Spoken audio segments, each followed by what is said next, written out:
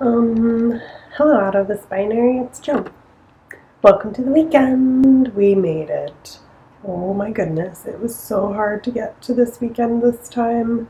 And last weekend was awful. I'm sorry I didn't post last weekend. I was getting myself from Sweden back to the US and I was just keeping myself alive basically. I did that though successfully and I made it to the US successfully.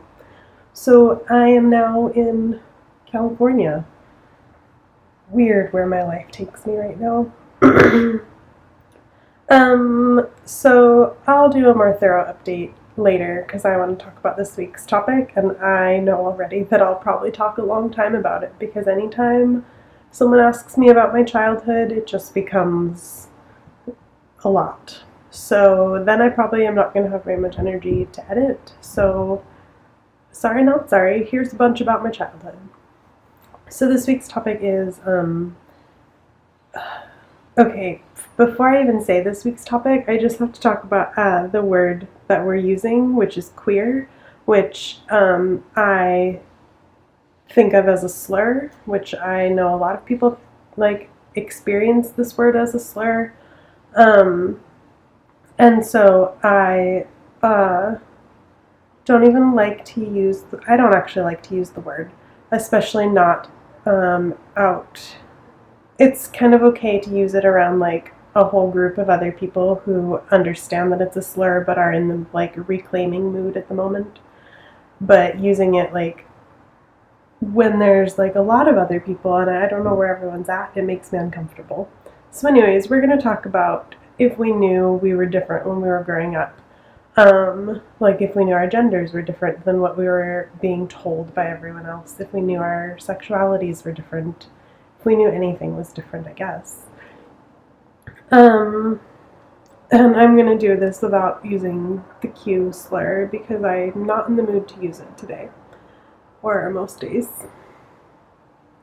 Okay, so my childhood, I was raised in a super conservative religious family.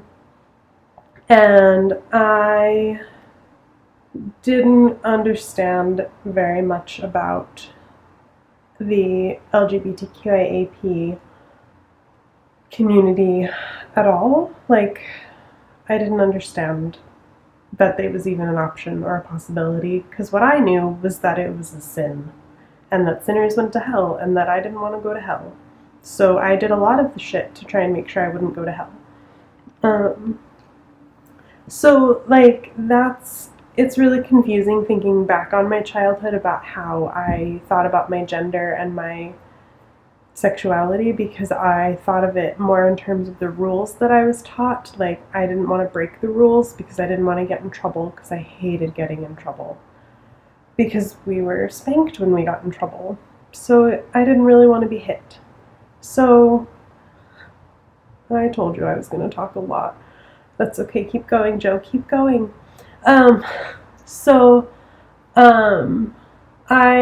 Looking back, I can interpret things as an adult who has come to understand my own non-binary gender and my gray sexuality, gray asexuality, and pan/bisexuality. So I can look back and interpret a lot of things, but as a kid, I didn't have any language. I didn't have the ability to understand these things because I was really just thinking on a fear level of I don't want to go to hell. And it took me a really long time to get past that to be able to ask any other questions. It took me until I left my family's home and started living on my own. So I was an adult then, or becoming an adult. So during my childhood, though, I can tell you, in hindsight, the things I see that tell me now that, yes, I was experiencing this from a very young age. I was always confused about what role I was supposed to play when we were playing house, because I had a bunch of siblings, and I never knew. Me and my brother, we were, the oldest two in this group of kids. There were, 5 of us. There are 7 kids in my family. We're all adults now. But there were 7 of us growing up, and the youngest of us, the 5 youngest of us, played together. My brother and I,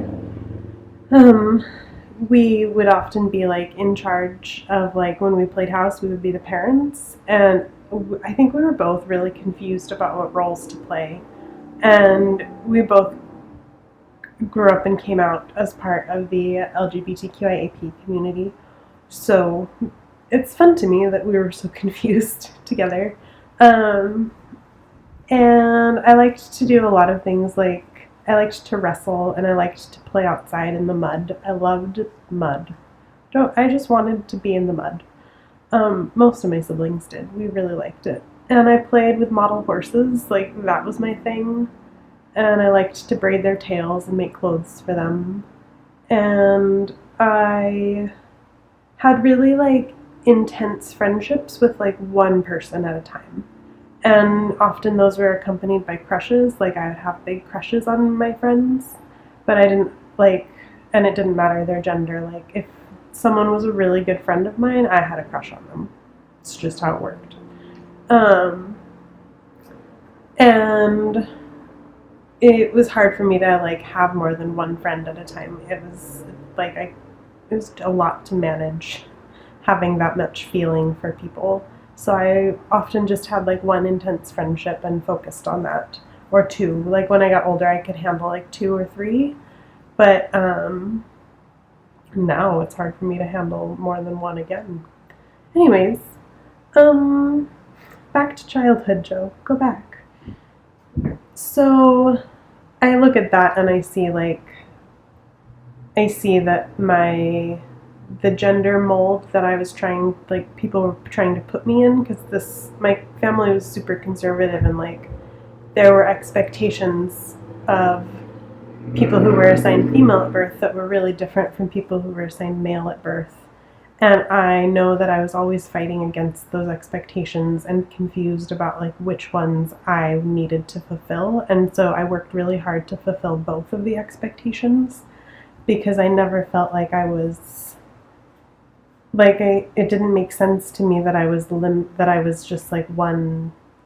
It didn't make sense to me that I was the gender that people were telling me I was. And so I don't know. I see a lot of times like me taking on like outdoor chores were like an expectation of the assigned male at birth people in our family, but like it was really weird that like the assigned male at birth people, I say this because I don't talk to my family anymore, so I don't know if gender has changed for any of them, and I don't want to misgender, so the assigned male people those people ended up not wanting to do a lot of outdoorsy work, and then a lot of the assigned female people did want to do like hard outdoor work, and that was kind of like a weird thing for my parents. It kind of was like a gender fuckery.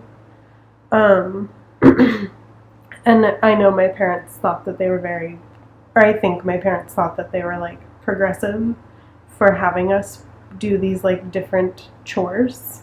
Like I would go and get get a load of hay with one of my parents.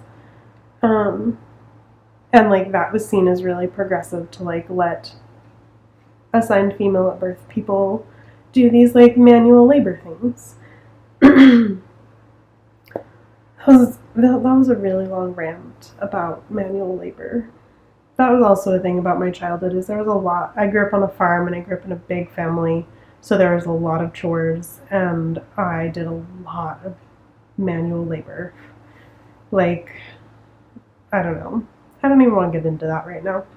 So, in terms of like fitting in, or like how I felt when I went to school, or like when I was in social situations, I was homeschooled a lot of the time, so that limited my social experiences to just my family.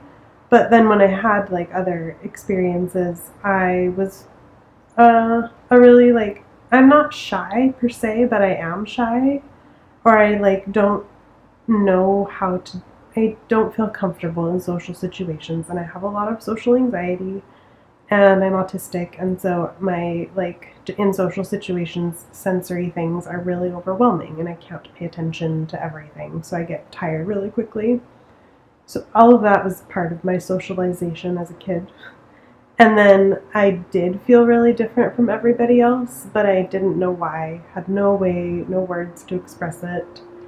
And so I did a lot of reading, and I spent a lot of time with animals by myself because I loved animals, and they didn't need we didn't have to talk at all.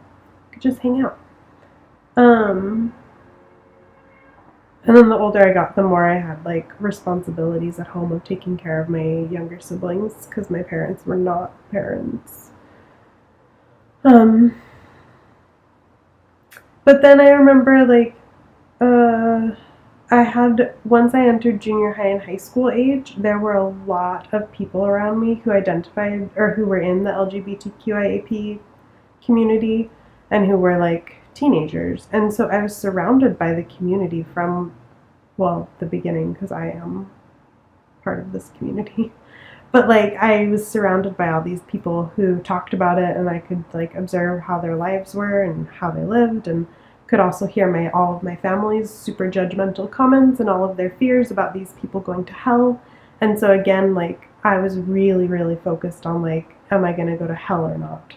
For a lot of things. Like this even went into like, I was suicidal from a really young age. And I know that one of the big things that kept me alive was being so scared that I would go to hell for committing suicide. Which is a really fucked up way to keep alive. Like, really fucked up. Don't use that as a tactic to help people live. It's more damaging. That rant is over now. So I hope that I have answered the question. I don't really know what else to say because I just feel like I rambled. I get really overwhelmed on camera these days, I think, because I'm just overwhelmed all the time right now. That's the honest truth. So then when I have a chance to like sit down and talk and say all my thoughts, they just kind of like cram to get out and like jump out of my face. So it's a little bit hard to articulate. And I also there's a lot of like really awful sad stuff in my childhood too, and I can't go into that at the moment, and I don't know what it has to do with my gender and sexuality anyways. So that's that. I have to go do homework now because I'm in grad school again.